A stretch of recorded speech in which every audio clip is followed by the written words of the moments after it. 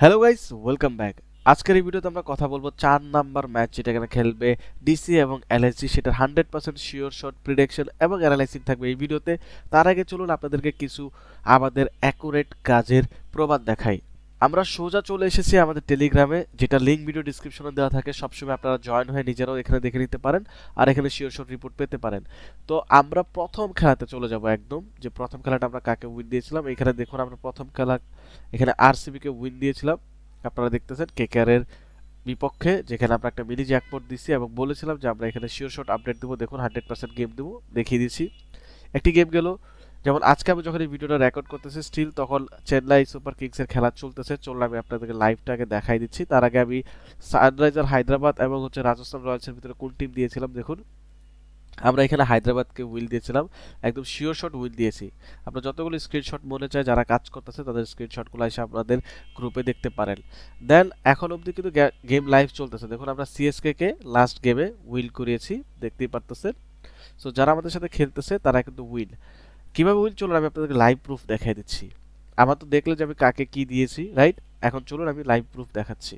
তো আপনারা যদি আমার স্ক্রিনে দেখেন, এখানে দেখতে পারবেন এখনো কিন্তু সিএসকে 3 উইকেটে 96 রান করছে 10 ওভারে এবং 60 বলে 60 রান তাদের দরকার পড়ে। সো আমি দেখিয়ে দিয়েছি, এটা এখন লাইভ চলতেছে।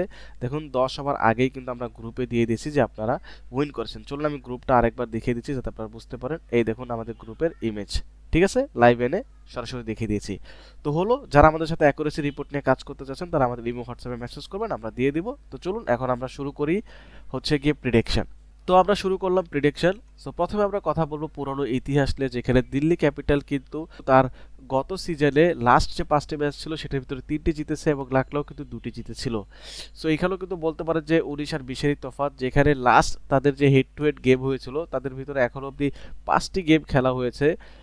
তো ওইখানে আমরা দেখতে পারবো যে এলএসসি 3টা জিতেছে এবং দিল্লি কিন্তু 2টা জিতেছে। সো এইখানেও কিন্তু 19 আর 20, বাট এখানে কিন্তু একটাতে দিল্লি এগিয়ে আছে এবং একটাতে কিন্তু এলএসজি এগিয়ে রয়েছে। তো চলুন কথা বলি ওভারঅল পারফরমেন্স নিয়ে। ওভারঅল পারফরমেন্স যদি দেখেন, এখানে কিন্তু দিল্লি 10টি ম্যাচ খেললে 6টি ম্যাচ উইন করে, লাকলাও কিন্তু 10টি ম্যাচ খেললে 40% ম্যাচ, দ্যাটস মিনস হচ্ছে 4টি ম্যাচ উইন করে। এখানে কিন্তু দিল্লি এগিয়ে রয়েছে। সো দিল্লি কিন্তু এখন অবধি পাল্লা ভারী। আমরা যদি এখানে একটু দেখি, এই গ্রাউন্ড যে এটা কিন্তু হচ্ছে গিয়ে ডক্টর ওয়াইএস এর গ্রাউন্ড, এটা বিশাখাপট্টনমে খেলা হবে। সো আপনারা যদি এইখানে দেখেন বৃষ্টি হওয়ার চান্স কিন্তু প্রায় অলমোস্ট 60%। সো এইখানে এই জিনিসটা মাথায় রাখবেন, এই গেমটাতে বৃষ্টি হওয়ার চান্স যেহেতু বেশি, সো ওই হিসেবে আপনারা এই জিনিসটা দেখবেন। অ্যাভারেজ এখানে 170-এর মতো রান হয়, আর এখানে আগে ব্যাট যারা করে তারা অলমোস্ট একটু বেশি ম্যাচ উইন করে। সরি, আগে ব্যাট না, যারা আগে বল করে তারা একটু বেশি উইন করে এবং যারা আগে ব্যাট করে তারা একটু কম জিতে। বাট ওভারঅল যদি দেখেন 50-50, 2-3%-এরই হচ্ছে গিয়ে ডিফারেন্স এখানে। এবং স্পিনার এবং হচ্ছে গিয়ে পেসার দুইজনেই কিন্তু এখানে উইকেট পায়। তো যাদের বোলিং টিম ভালো থাকবে তারা তো এখানে অনেক ভালো করতেই পারবে।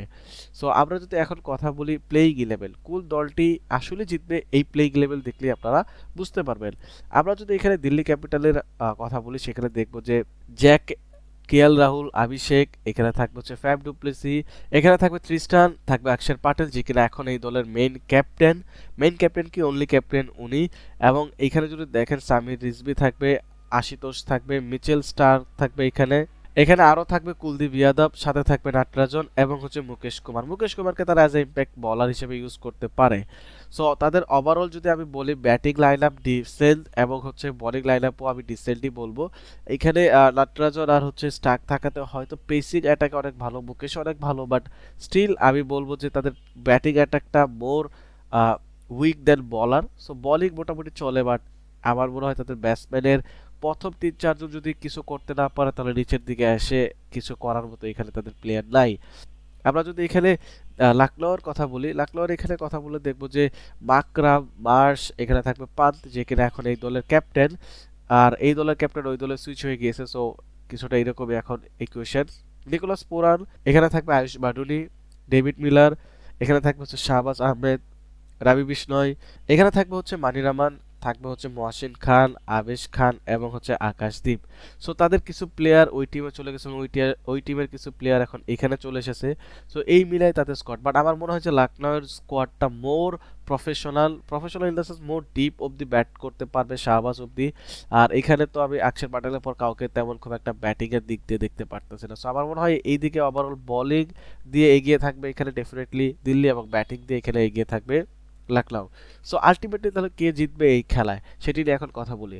সো আমার মনে হচ্ছে আগে রান নিয়ে কথা বলি। এখানে ১৬৫ থেকে ১৭৫ রান হতে পারে, এবং টস জিতে এখানে দিল্লি হচ্ছে আগে বল করতে পারে এবং ম্যাচকে জিততে পারে। প্লেইং ইলেভেন দেখে যদি এখনও না বুঝেন, আমি বলবো আমাদের ইমো হোয়াটসঅ্যাপে একটা মেসেজ দিয়ে দেন, আপনারা 100% শিওর শট রিপোর্ট তো পেয়েই যাবেন সেখানে। এবং আমার মোটামুটি আশা করি যে প্লেইং ইলেভেনের যে অ্যানালাইসিস ছিল সেটা দেখে আপনারা বুঝে গেছেন। সো ধন্যবাদ, টেক কেয়ার, বাই বাই।